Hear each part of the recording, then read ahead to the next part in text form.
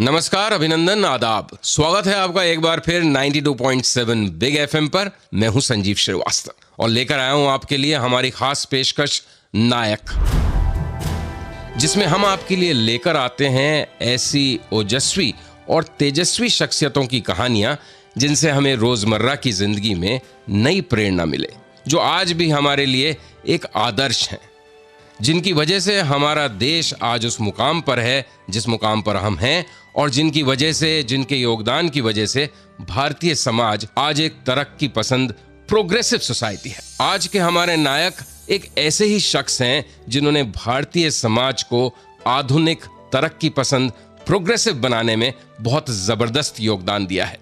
ईश्वर चंद विद्यासागर। नायक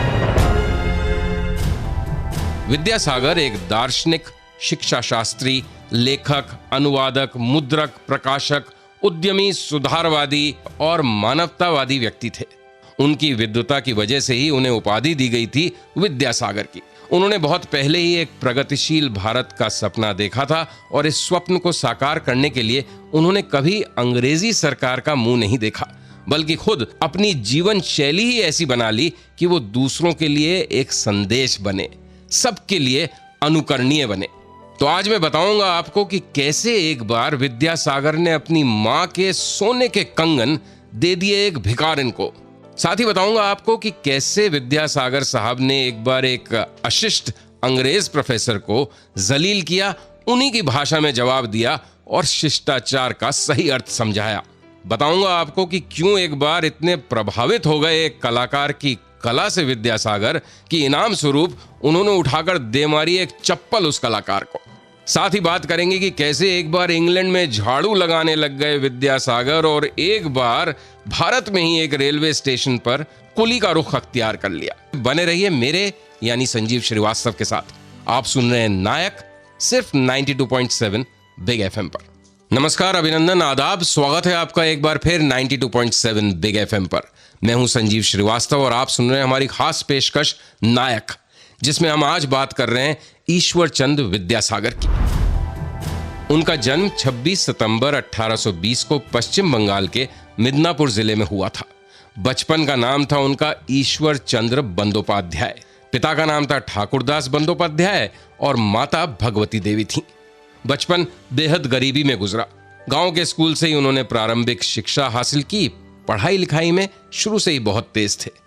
एक मजेदार बात यह है कि ईश्वर चंद विद्यासागर को सिर्फ 10 तक की ही गिनती आती थी।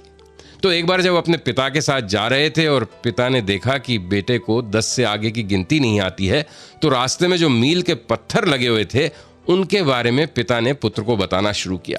फिर क्या था, मुकाम तक पहुंचते पहुंचते ईश्वर चंद मील के पत्थरों से गिनती सीख चुके थे। 6 वर्ष की उम्र में ईश्वर चंद्र अपने पिता के साथ कलकत्ता आ गए। यहीं उनकी शिक्षा हुई। अपने परिवार की आर्थिक सहायता के लिए ईश्वर चंद विद्यासागर ने ट्यूशन्स इत्यादि भी ली। 1839 में सफलतापूर्वक उन्होंने कानून की पढ़ाई पूरी की और सिर्फ 21 साल की उम्र में 1841 में संस्कृत शिक्षक के तौर पर फोर्ट विलियम कॉलेज में उन्होंने पढ़ाना शुरू कर दिया, 30 रुपए माहवार तनख्वाह पर। आगे बताऊंगा आपको कि आखिर एक दिन ऐसा क्या हुआ कि अपनी मां के सोने के कंगन ईश्वर चंद विद्यासागर ने जिद कर एक भिखारिन को दे दिए। बहुत ही द्रवित करने वाला किस्सा है। बने रहिए मेरे यानी संजीव श्रीवास्तव के साथ। आप सुन रहे हैं नायक, बात कर रहे हैं हम ईश्वर चंद विद्यासागर की, सिर्फ 92.7 बिग एफएम पर। नमस्कार, अभिनंदन, आदाब। स्वागत है आपका एक बार फिर 92.7 बिग एफएम पर। आप सुन रहे हैं हमारी खास पेशकश नायक, जिसमें हम आज बात कर रहे हैं ईश्वर चंद विद्यासागर की। मैं हूं संजीव श्रीवास्तव। तो आखिर एक दिन ऐसा क्या हुआ कि विद्यासागर जी ने जिद पकड़ ली अपनी मां के सामने कि वो अपने हाथ के कंगन उतारें और वो उनको एक भिखारिन को देंगे। किस्सा बेहद दिलचस्प है, आपका हृदय द्रवित हो जाएगा ये सुनकर। बहुत छोटे थे विद्यासागर, स्कूल में पढ़ा करते थे। एक दिन देखा दरवाजे से आवाज आ रही है, माई ओ माई। विद्यासागर हाथ में पुस्तक लेकर बाहर निकले। दरवाजे पर देखा एक गरीब बुढ़िया, उसके हाथ कांप रहे थे। हाथ फैलाकर वो कह रही थी, बेटा कुछ दे दे। बुढ़िया के मुंह से जब उन्होंने बेटे शब्द का संबोधन सुना तो बालक विद्यासागर भावुक हो गए। अंदर गए और अपनी माँ से कहा कि कुछ दे दे। माँ ने कहा, बेटा चावल दे दे भिखारिन को, बुढ़िया को। विद्यासागर लेकिन तैयार नहीं हुए और हट करने लगे। माँ, चावल से क्या होगा, आपने अपने हाथ में जो सोने के कंगन पहन रखे हैं वही उस बूढ़ी माँ को दे देते हैं। वो बेचारी है, जरूरतमंद है। मैं जब बड़ा होकर कमाने लगूंगा तो आपको 2 कंगन ला दूंगा। माँ ने बालक की बात को सुनकर भावुकतावश अपने कंगन कलाई से उतारे और कहा, लो दे दो। बालक बाहर गए, कंगन भिखारिन को दे दिए। अब इस बात को कई दिन, हफ्ते, महीनों, साल बीत गए। बड़े होकर विद्यासागर विद्वान टीचर बन चुके थे। एक दिन घर आए और अपनी माँ से कहा, माँ अपने हाथ का नाप दो, मैं आपके कंगन बनवाऊंगा, मुझे बचपन का अपना वचन याद है। माँ भावुक हो गई और सुनिए उन्होंने क्या कहा। विद्यासागर की माँ ही इस तरह की बात कर सकती थी। उन्होंने कहा, बेटा तू मेरी चिंता मत कर, मैं अब बूढ़ी हो चुकी हूँ, मुझे कंगन अब शोभा भी नहीं देंगे। एक काम कर, कलकत्ते में बहुत से गरीब बच्चे हैं, उनके लिए विद्यालय और अस्पताल बनवा दे जहां निःशुल्क पढ़ाई और इलाज हो सके, वही मेरे कंगन होंगे। और भी बहुत रोचक और प्रेरणादायक किस्से हैं ईश्वर चंद विद्यासागर के जीवन से जुड़े हुए। आगे बताऊंगा आपको कि कैसे एक बार एक बदतमीज अंग्रेज प्रोफेसर को बड़ी अच्छी तरह से जलील किया ईश्वर चंद विद्यासागर ने और सिखाया उसको शिष्टाचार का सबक। क्या था वो माजरा। बहुत दिलचस्प किस्से हैं, बने रहिए मेरे यानी संजीव श्रीवास्तव के साथ। आप सुन रहे हैं नायक, सिर्फ 92.7 बिग एफएम पर। नमस्कार, अभिनंदन, आदाब, स्वागत है आपका एक बार फिर 92.7 बिग एफएम पर। आप सुन रहे हैं हमारी खास पेशकश नायक। मैं हूं संजीव श्रीवास्तव और बात कर रहे हैं हम ईश्वर चंद विद्यासागर की। तो कैसे ईश्वर चंद विद्यासागर साहब ने एक बार एक अंग्रेज प्रोफेसर को शिष्टाचार का पाठ पढ़ाया और अच्छी तरह से उसे जलील किया। बात उन दिनों की है जब ईश्वर चंद विद्यासागर संस्कृत कॉलेज में पढ़ाते थे। एक बार किसी काम की वजह से उन्हें दूसरे कॉलेज में जाना पड़ा। वहां एक अंग्रेज टीचर कैर से उन्हें मिलना था। अब जब वो कैर साहब के कमरे में पहुंचे तो विद्यासागर जी देखते हैं कि कैर साहब जूते पहने मेज पर पांव रखकर बैठे हैं। बड़ा अप्रिय लगा ईश्वर चंद जी को अंग्रेज प्रोफेसर का यह व्यवहार, लेकिन काम की बात उन्होंने खत्म की और लौट आए अपने कॉलेज। थोड़े दिनों बाद कैर साहब को उनके कॉलेज किसी काम से आना पड़ा।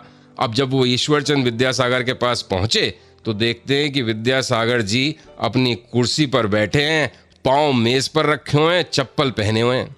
बातचीत इसी अंदाज में हुई। कैर साहब बड़े अपमानित महसूस करते हुए वापस चले गए और उन्होंने इस पूरे मामले की शिकायत कर दी एक बड़े अधिकारी से। जब तलब किया गया विद्यासागर जी को तो उन्होंने कहा कि हम भारतीय अंग्रेजों से ही यूरोपीय शिष्टाचार सीखते हैं। जब मैं उनसे मिलने गया था तो उन्होंने मेरे साथ ऐसा ही व्यवहार किया था। मैंने इसे यूरोपीय शिष्टाचार समझा और उसी का अनुसरण किया। यह सुनकर कैर साहब बहुत शर्मिंदा हुए और उन्होंने विद्यासागर जी से क्षमा मांगी। अब एक दूसरा किस्सा बताता हूं जो उनकी दानवीरता से बड़े दिल से संबंधित है। ईश्वर चंद जी को तनख्वाह ठीक मिलती थी, लेकिन वो अपनी तनख्वाह का सिर्फ एक अंश ही अपने घर परिवार पे खर्च करते थे, बाकी वो गरीबों और जरूरतमंदों में बांट देते थे। एक दिन बाजार में उन्होंने देखा कि एक व्यक्ति भीख मांग रहा है। उन्होंने उसको 1 पैसा दे दिया। फिर कहा कि तुम इतने हट्टे कट्टे हो, भीख क्यों मांग रहे हो? तो भिखारी ने कहा कि अगर मुझे अधिक पैसा मिल जाए तो मैं कारोबार शुरू कर दूंगा। विद्यासागर जी ने फौरन जेब से 1 रुपया निकाला, उस जमाने में 1 रुपया, और दे दिया उस लड़के को। थोड़े महीनों बाद जब वो उसी बाजार से दोबारा निकले तो देखते हैं एक दुकान से एक हट्टा कट्टा लड़का भागता हुआ बाहर निकला और उनके चरणों पर गिर गया। ये वही लड़का था जिसको कुछ महीने पहले विद्यासागर जी ने 1 रुपया दिया था। बने रहिए मेरे यानी संजीव श्रीवास्तव के साथ। बताऊंगा आपको आगे कि कैसे एक मर्तबा एक कलाकार की कला से इतने प्रभावित हो गए ईश्वर चंद जी कि उसको इनाम देने के लिए उन्होंने पांव से उतारी चप्पल और दे मारी उस कलाकार के। बहुत दिलचस्प किस्सा है, कहीं जाइएगा नहीं। आप सुन रहे हैं नायक, सिर्फ 92.7 बिग एफएम पर। मैं हूं संजीव श्रीवास्तव। नमस्कार, अभिनंदन, आदाब, स्वागत है आपका 92.7 बिग एफएम पर। मैं हूं संजीव श्रीवास्तव और आप सुन रहे हैं नायक। बात कर रहे हैं हम आज ईश्वर चंद विद्यासागर की। तो आखिर ऐसा क्या हुआ था एक मर्तबा कि एक कलाकार के काम से इतने प्रभावित हो गए थे विद्यासागर जी कि इनाम स्वरूप उन्होंने अपने पांव से चप्पल उतार उस कलाकार के मुंह पर दे मारी। बात उन दिनों की है जब बंगाल में नील की खेती करने वाले अंग्रेजों को नील साहब या नीले साहब कहा जाता था। नील की खेती करवाने के लिए अंग्रेज बहुत जबरदस्त अत्याचार करते थे स्थानीय किसानों पर। गरीब किसानों पर जुल्म की इंतहा हो चली थी। धीरे धीरे इस जुल्म के खिलाफ आवाज उठाने लग गए थे गरीब कृषक। कलकत्ता रंगमंच से जुड़े कुछ युवा कलाकारों ने इसी मसले पर एक नाटक का मंचन किया, जिसमें अंग्रेजों की बर्बरता और स्थानीय किसानों की दरिद्रता का बहुत ही सजीव वर्णन किया गया। नाटक देखने के लिए ईश्वर चंद्र विद्यासागर भी पहुंचे हुए थे। अब नीले साहब की भूमिका जो नौजवान निभा रहा था, उसने उस अंग्रेज अफसर के किरदार को बिल्कुल जीवंत कर दिया था। इतने इम्प्रेस्ड हुए उसके जीवंत अभिनय से विद्यासागर जी कि उन्होंने निकाली अपने पांव से चप्पल और उस अभिनेता को दे मारी। सब लोग हैरान हो गए, ये क्या कर दिया विद्यासागर जी ने। लेकिन वो युवा अभिनेता दौड़ के मंच से नीचे आया और विद्यासागर जी के उसने पांव पकड़ लिए। उसने कहा कि मेरा जीवन आज धन्य हो गया, आपने ऐसा पुरस्कार दिया है जिसने मेरे अभिनय को सार्थक कर दिया है। आपने जो मुझ पर चप्पल मारी है उसने न सिर्फ मेरे अभिनय को सार्थक कर दिया है, बल्कि आज आपके द्वारा फेंकी गई ये चप्पल हमारी गुलामी के ऊपर भी एक जबरदस्त चोट है। विद्यासागर जी ने उस युवक को अपने गले से लगा लिया। समय के बहुत पाबंद थे विद्यासागर जी। एक बार इंग्लैंड में एक कॉन्फ्रेंस में जब वो पहुंचे, जिस सभा की उन्हें अध्यक्षता करनी थी, तो देखते हैं तय समय पर ज्यादातर लोग सभा भवन के बाहर ही घूम रहे थे। उन्होंने पूछा माजरा क्या है, तो बताया गया कि अंदर सफाई नहीं हुई है, कुर्सियां मेज अभी लगी नहीं है। सुनी ईश्वर चंद जी ने यह बात और पास से एक झाड़ू उठाई और खुद झाड़ू लगाना शुरू कर दिया सभा भवन में। उनको देखकर बाकी लोग भी अंदर आए और धीरे धीरे काम में हाथ बटाया और थोड़ी देर बाद सभा आरंभ हो गई। इसी तरह से एक बार एक भारतीय रेलवे स्टेशन पर कुली का रूप अख्तियार कर लिया विद्यासागर जी ने। क्यों, बताऊंगा आपको। बने रहिए मेरे यानी संजीव श्रीवास्तव के साथ। आप सुन रहे हैं नायक, सिर्फ 92.7 बिग एफएम पर। नमस्कार, अभिनंदन, आदाब, स्वागत है आपका एक बार फिर 92.7 बिग एफएम पर। आप सुन रहे हैं नायक और आज हम बात कर रहे हैं बहुत ही जबरदस्त समाज सुधारक, मानवतावादी और प्रगतिशील ईश्वर चंद्र विद्यासागर जी की। मैं हूं संजीव श्रीवास्तव। तो क्या हुआ एक बार ऐसा कि किसी को सबक सिखाने के लिए कुली का रूप अख्तियार कर लिया ईश्वर चंद्र विद्यासागर जी ने। यह बात उस दौर की है जब विद्यासागर जी अपने कॉलेज के प्रिंसिपल बन चुके थे। कलकत्ता रेलवे स्टेशन पे वो एक बार आए थे। देखा स्टेशन पर एक ट्रेन आकर रुकी। ट्रेन में से एक नौजवान उतरा। नौजवान स्टूडेंट लग रहा था। ट्रेन से उतरते ही नौजवान ने कुली को आवाज लगाई, कुली इधर आओ। विद्यासागर जी सब देख रहे थे। उन्होंने देखा नौजवान के पास सामान तो कोई खास है नहीं, फिर भी पता नहीं क्यों कुली बुला रहा है। खैर, नौजवान की आवाज लगाने पर उसके पास एक आदमी गया, उसने उसका सामान उठा लिया। नवयुवक एक छात्र था जो कॉलेज ज्वाइन करने के लिए आ रहा था। कुली ने उसका सामान कॉलेज तक पहुंचा दिया। जब कुली जाने लगा तो उस नवयुवक ने उसको पैसे देने चाहे तो कुली बोलता है कि मुझे आज कोई पारिश्रमिक नहीं चाहिए, मुझे कोई पैसे नहीं चाहिए। अगर तुम्हें मुझे इनाम देना है तो ये शपथ लो कि अपना काम स्वयं करने की आदत डालो। यही मेरा इनाम होगा, यही मेरा पारिश्रमिक होगा। इतना कहकर वो कुली वहां से निकल गया। अगले दिन जब वो लड़का कॉलेज पहुंचा तो देखता है कि जो प्रार्थना सभा होती है, मॉर्निंग असेंबली होती है, वहां पर जो व्यक्ति मंच पर खड़ा था वो वही था जो एक दिन पहले उसका सामान उठाकर स्टेशन से कॉलेज तक लेकर आया था। अब तो लड़का बहुत शर्मिंदा हुआ। वो समझ गया कि ये आदमी कुली नहीं, इस कॉलेज का प्रिंसिपल है। उसने पांव पकड़ लिए अपने प्रधानाचार्य के, क्षमा मांगी।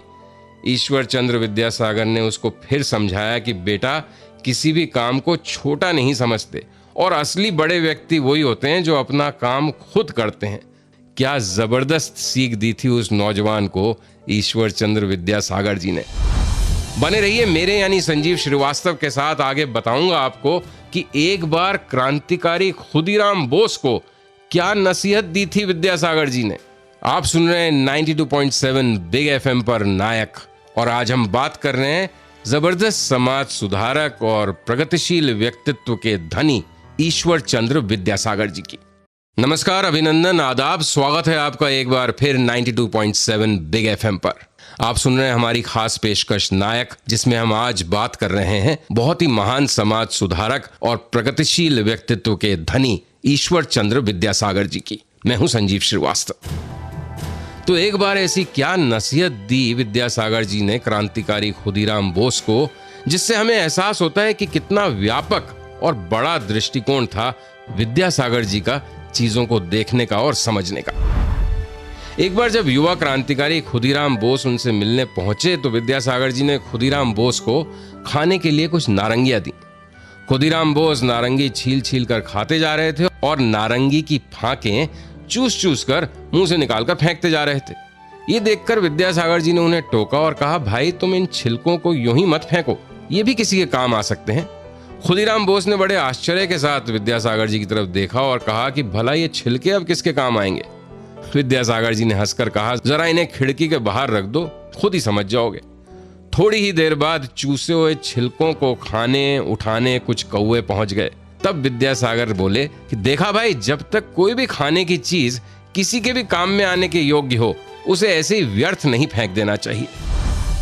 स्त्री शिक्षा और विधवा विवाह के क्षेत्र में ईश्वर चंद्र विद्यासागर जी का काम क्रांतिकारी था। उन्होंने अपने प्रयासों से ही कलकत्ता और कई अन्य शहरों पर गर्ल्स कॉलेजेस की स्थापना की, उन्हें शुरू किया। अपने इकलौते पुत्र का विवाह भी उन्होंने एक विधवा से ही किया। इतना जबरदस्त संकल्प था उनका कि विधवाओं की दोबारा शादी होनी चाहिए, विडो रीमैरिज का समर्थन होना चाहिए, कि उन्होंने स्वयं पर्सनल एग्जाम्पल इतना जबरदस्त सेट किया। ईश्वर चंद्र विद्यासागर के प्रयासों से ही 1856 में विधवा पुनर्विवाह कानून पारित हुआ था। अपने समय से बहुत आगे थे ईश्वर चंद्र विद्यासागर साहब। उन्होंने वो प्रोग्रेसिव थिंकिंग और प्रगतिवादी सोच देश में स्थापित उस समय की जब हम कई परंपराओं में और रूढ़ियों में जकड़े हुए थे। हमारा समाज बहुत ही रेट्रोग्रेसिव था, बहुत ही बैकवर्ड था। यही वजह है कि देश उन्हें आज भी एक महान सोशल रिफॉर्मर की तरह याद करता है। तो ये थे हमारे आज के नायक ईश्वर चंद्र विद्यासागर। कल रात 8 बजे एक बार फिर आपके सामने हाजिर होता हूं एक नई शख्सियत की कहानी के साथ, एक नए नायक के साथ। तब तक के लिए मुझे यानी संजीव श्रीवास्तव को दीजिए अनुमति। नमस्कार, शुभ रात्रि, शब बखैर, गुड नाइट एवरीवन।